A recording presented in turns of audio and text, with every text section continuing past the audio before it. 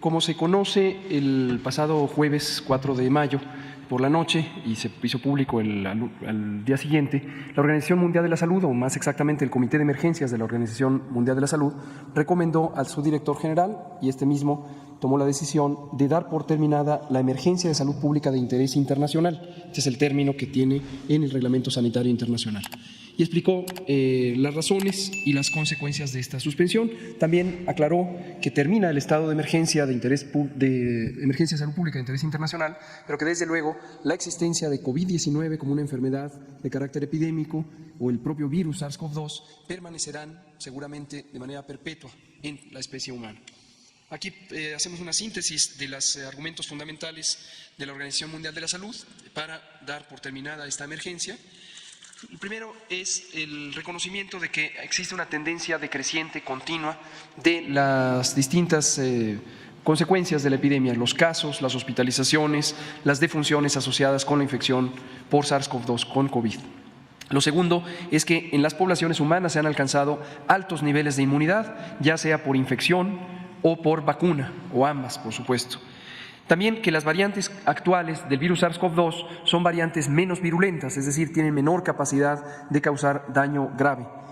Y, por último, que el manejo clínico, el tratamiento de las personas enfermas ya tiene una mejor capacidad, no solamente por la existencia de algunos medicamentos, sino también por cambios en la práctica para tomar mejores decisiones sobre cuándo intubar, cuándo no intubar, a quién hay que darle medicamentos antiinflamatorios, esteroides, a quién no, etcétera, etcétera, etcétera. El punto es que estas características se cumplen también en el territorio mexicano. De hecho, se cumplían ya desde hace varios meses, como lo habíamos venido señalando. Como se ve en la siguiente imagen, tenemos la curva epidémica que refleja el conjunto de la epidemia desde su inicio en la primera semana de marzo de 2020. Y ven ustedes las 6 olas que hemos tenido de esta enfermedad. Lo que se representa en las curvas es precisamente los casos. Y en una línea roja se representa la hospitalización, el porcentaje de personas hospitalizadas, y en la línea negra el porcentaje de personas que fallecen estando infectadas por COVID o por el virus SARS-CoV-2. Y podemos ver de manera muy clara, donde está la etiqueta morada, que es cuando entró Omicron en noviembre de 2021, cuando hubo un cambio muy importante en la epidemiología de COVID-19 en México, consistente con lo que ocurrió en otros lugares del mundo. Como hemos venido anunciando una y otra vez, este cambio principalmente es que, aunque existen una importante cantidad de casos durante las oleadas epidémicas, no se acompañan afortunadamente ya de una proporción importante de personas hospitalizadas y mucho menos de personas que pierdan la vida como consecuencia de la enfermedad. Y podemos ver también en el caso mexicano que las olas 5 y 6, que son las que están en el lado derecho de la gráfica, fueron mucho menores incluso en la cantidad de casos comparadas con la ola 4, que fue precisamente en la que empezó a predominar Omicron. Hoy día Omicron y sus distintas variantes son el 100% de los aislamientos de virus SARS-CoV-2 que se encuentran en México. Respecto a la inmunidad, también en México se cumplen las condiciones que ha señalado la OMS. Prácticamente 95% de las personas tenemos anticuerpos contra el virus SARS-CoV-2, ya sea porque nos infectamos y padecimos COVID, ya sea porque fuimos vacunados en su momento. Y como se puede ver en el mapa, en todas las regiones del país se encuentran estos altos niveles de inmunidad. Estos son los datos que corresponden a la Encuesta Nacional de Salud y Nutrición 2022, en la que hubo un módulo específico sobre COVID y se hicieron análisis de suero para identificar la presencia de los anticuerpos. Entonces, alto nivel de inmunidad también. Por último, comentamos que, dado que se cumplen las características que ha considerado la OMS para suspender la emergencia de salud pública de interés internacional, también se ha tomado esta decisión para el propio país. El presidente ha firmado un decreto que pone fin a la vigencia del decreto original del 23 de marzo de 2020, en el que se estableció la situación de emergencia sanitaria asociada a COVID-19. En consecuencia, con este decreto que pone fin, tendrán que darse por suspendidas también las vigencias de los distintos acuerdos que en su momento emitió el Consejo de Salubridad General y el Secretario de Salud para instruir la acción extraordinaria en materia de salubridad general. Y en esta lista de 7 elementos comentamos lo que serán los componentes de un plan de largo plazo para el seguimiento de COVID, en la medida en que COVID-19, como lo hemos dicho repetidamente, ya se considera una enfermedad en estado endémico y ya no epidémico, es decir, permanecerá con nosotros por siempre, con altos y bajos seguramente predominando en la temporada fría del año. Algunas recomendaciones, no me detendré en cada una, que quiero destacar, son la 4, en donde México tuvo la más grande reconversión hospitalaria del mundo. Tuvimos una habilitación de 74,000 camas durante el pico máximo de la segunda ola, 11,000 de ellas en camas con ventilador, y es la experiencia más grande de reconversión hospitalaria que se haya tenido en el mundo. El Instituto Mexicano de Seguro Social fue la institución que más contribuyó a esta reconversión. Esto lo que nos lleva es a dejar las bases técnicas para este proceso de reconversión ante la posibilidad de futuras epidemias. La 5 es la incorporación de la vacunación COVID con modificaciones a la política de vacunación contra COVID, ya de una manera permanente o regular en el programa de vacunación universal. En su momento se harán públicas las especificaciones técnicas. Y lo último, desde luego, la 7, es que mantendremos actualizado el plan de respuesta, preparación, respuesta y recuperación ante emergencias para que sea un instrumento que sirva ante cualquier nueva epidemia. Esto es todo, presidente.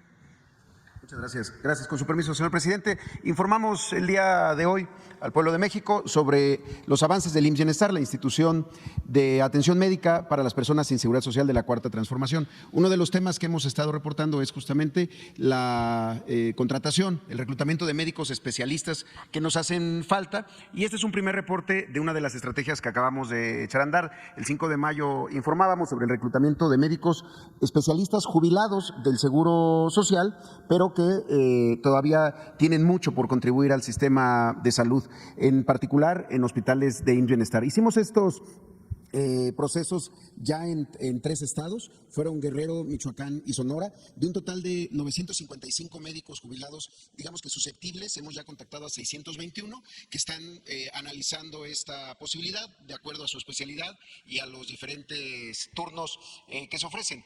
El planteamiento de estos contratos establece 47,441,000 pesos mensuales netos, 20 días de aguinaldo, vacaciones, no se pierde la jubilación del IMSS, y son en los turnos matutino, digamos de las 8 de la mañana a las 3 de la tarde, en el vespertino, y también en turno nocturno para algunas especialidades, o en la jornada acumulada, que es decir, los fines de semana. Ya tenemos a 50 médicos que nos han firmado su aceptación, que tuvieron interés, y seguimos trabajando con los 621. En la siguiente tenemos algunas fechas que queremos difundir de otros estados, San Luis Potosí, Oaxaca y Sinaloa. En San Luis Potosí vamos a hacer este proceso el 12 de mayo en los hospitales de San Luis Potosí, el general de zona número 1, y en Ciudad Valles, en el general de zona número 6, todos del Seguro Social. En Oaxaca van a ser 3 procedimientos el 19 de mayo en la unidad médica familiar número 65, en Oaxaca capital, en Salina Cruz, en el hospital de zona número 2, y en Tustepec, en el hospital general de zona número 3. También el 19 de mayo vamos a estar en Sinaloa para estos procesos, en Culiacán, en Los Mochis y en Mazatlán, en el general regional número 1 de Culiacán, en el general de zona 49 de Los Mochis y en el Hospital General de Zona número 3 en Mazatlán. Seguimos difundiendo también médicosespecialistas.gov.mx, en donde pueden tener más información también de otros estados donde estamos haciendo este proceso. En la siguiente tenemos avances de 2 estados recientes que se incorporaron al plan de IMSS Bienestar. En el caso de Zacatecas, en donde se está ya capacitada al 100% del personal, hemos capacitado allá a 4,300 personas. Ha habido inversiones por parte de IMSS Bienestar y de INSABI en conservación, sobre todo en centros de salud, en unidades de primer nivel, por 43 millones de pesos, y también en un hospital, en el Hospital de Fresnillo. Y en términos de equipamiento se han hecho inversiones recientemente por 75,5 millones de pesos para adquirir 1,100 equipos, de los cuales el 39% ya están en las unidades. El resto ya fueron adquiridos y están en proceso de entrega. En el abasto, un paso fundamental para esto es que ya se hizo el cálculo de los consumos promedios mensuales, es decir, saber cuánto consume de cada medicamento, de cada clave, cada hospital, cada centro de salud, lo que nos permite tener una mejor planeación, evitar desabasto, evitar también caducidades, y así poder tener un surtimiento más efectivo de recetas. En el caso de San Luis Potosí, en la siguiente, donde hay una intervención en 16 hospitales y 187 centros de salud, hoy estamos trabajando en estos 12 hospitales, que son 4 generales y 8 básicos comunitarios. Ha habido una inversión en conservación por 48 millones de pesos en estos 8 hospitales, y algo muy importante, el INSABI en los los últimos 2 años hizo una intervención muy grande por 769 millones de pesos de inversión solamente de equipos, solamente en este hospital, en el Morones Prieto, un gran hospital, uno de los hospitales más importantes de San Luis Potosí, de alta especialidad, además de otras inversiones en equipamiento en otros hospitales por 1,030 millones de pesos. Y finalmente pasamos al reporte de los estados donde ya habíamos iniciado desde el año pasado, empezando por Nayarit. En esta ocasión, a todas las acciones de equipamiento, conservación, rehabilitación de quirófanos, de unidades, el abasto de medicamentos, tienen que repercutir en esto, que es lo más importante, en incrementar los servicios, en incrementar las atenciones para la población sin seguridad social en estos hospitales. Por ejemplo, en Nayarit, en estos 13 hospitales, se ha incrementado el 62% las consultas de medicina general, 231% se ha incrementado las consultas de médicos especialistas, esto porque pues tenemos más médicos especialistas en Nayarit ahora, 89% más cirugías y 33% más la atención de partos. El abasto de medicamentos pasó de 35 a 99%. Este es un cálculo que estamos haciendo tomando los últimos 3 meses, es decir, febrero, marzo y abril, comparado con los últimos 3 meses antes de que entrara IMSS Bienestar, es lo que nos permite estar haciendo estas comparaciones. En la siguiente tenemos a Colima, Tlaxcala, perdón, con 42% más de consulta de medicina general, 46% más de consultas de especialidad, 38% más cirugías y también un 1% más de partos.